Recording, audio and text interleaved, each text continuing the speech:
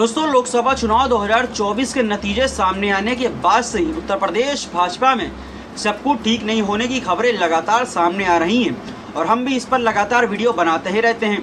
खबरों के मुताबिक मुख्यमंत्री योगी आदित्यनाथ और डिप्टी सीएम केशव प्रसाद मौर्य के बीच चल रहा कोल्ड वॉर खत्म नहीं हुआ है। पार्टी आलाकमान और आरएसएस द्वारा दोनों के बीच सुलह की कोशिशों के बीच बीजेपी अब आने वाले विधानसभा उपचुनाव पर ध्यान केंद्रित कर रही है। भाजपा ने उत्तर प्रदेश की 10 सीटों के लिए आगामी विधानसभा उपचुनाव में जीत हासिल करने के लिए कमर कस ली है। हाल ही में संपन्न लोकसभा चुनाव में भाजपा पार्टी के निराशाजनक प्रदर्शन के बाद मुख्यमंत्री योगी आदित्यनाथ की प्रतिष्ठा दांव पर है। ऐसे में मुख्यमंत्री योगी आदित्यनाथ ने व्यक्तिगत रूप से अयोध्या के मिल्कीपुर सहित 2 निर्वाचन क्षेत्रों की कमान खुद संभाल रखी है। जिम्मेदारी संभालने के एक दिन बाद ही वह अयोध्या पहुंच गए हैं।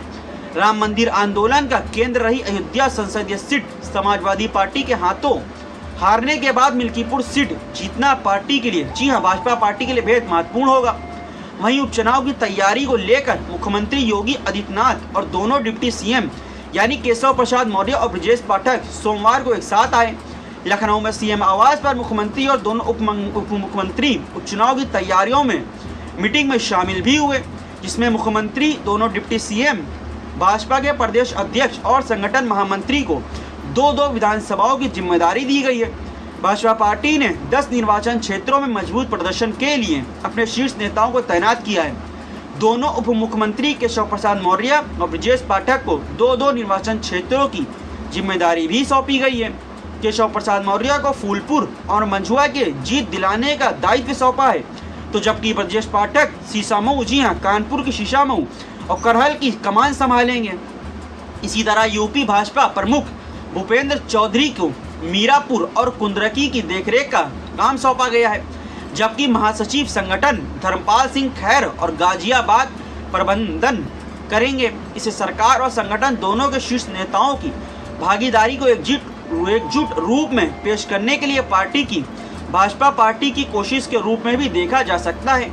भाजपा पार्टी का यह दिखाना चाहती है कि शीर्ष नेताओं के बीच कोई मतभेद नहीं है और सभी उपचुनाव जीतने के लिए प्रतिबद्ध हैं। दोस्तों, लेकिन मनमुटाव की मोटी लकीर तो दिखती ही आती है। 2027 विधानसभा चुनाव से पहले अपनी स्थिति मजबूत करने की कोशिश में जुटी है भारतीय जनता पार्टी। भाजपा जहां हाल के लोकसभा चुनाव में खराब प्रदर्शन के बाद 2027 विधानसभा चुनाव से पहले राज्य में अपनी स्थिति मजबूत करने की कोशिश में जुटी है। इस बीच कांग्रेस समाजवादी पार्टी लोकसभा चुनाव में अपने बेहतर प्रदर्शन के बाद अपनी स्थिति और मजबूत करने के लिए रोजाना रणनीतिक कदम उठा रही है। सपा पीडीए से परे विभिन्न जातियों और वर्गों तक पहुंच रही है, तो समाजवादी पार्टी अपनी दावेदारी को और मजबूत करने के लिए तमाम जगहों पर सर्वे और रिसर्च का भी काम कर रही है। समाजवादी पार्टी चाहती है कि चुनाव के ऐलान से पहले ही ज़्यादातर जगहों पर उम्मीदवारी पहले से ही तय कर दी जाए। इससे मेहनत करने में और जनता के बीच अपने मुद्दों को प्रमुख रखने में जल्दी से जल्दी कामयाब हो। बसपा ने भी उपचुनाव के लिए कसी कमर। कटहरी जिला पंचायत सीट पर बसपा समर्थित प्रत्याशी के जीतने के बाद बसपा ने भी उपचुनाव के लिए अपनी कमर कस ली है। कटिहारी में हुए जिला पंचायत सीट पर उपचुनाव में बसपा समर्थित प्रत्याशी दीपलता ने जीत दर्ज की है।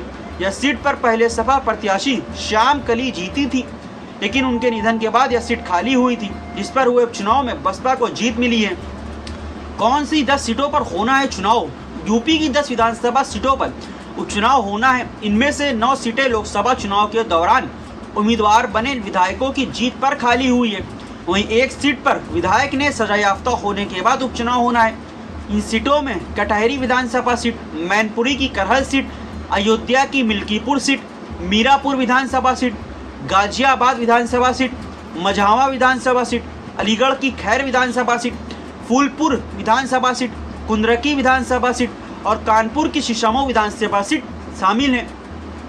कब होंगे उपचुनाव? दरअसल 4 जून को लोकसभा चुनाव के नतीजे सामने आने के बाद ही जीते हुए कैंडिडेट्स ने विधायकी से इस्तीफा दे दिया था, जो नियम लागू भी होता है।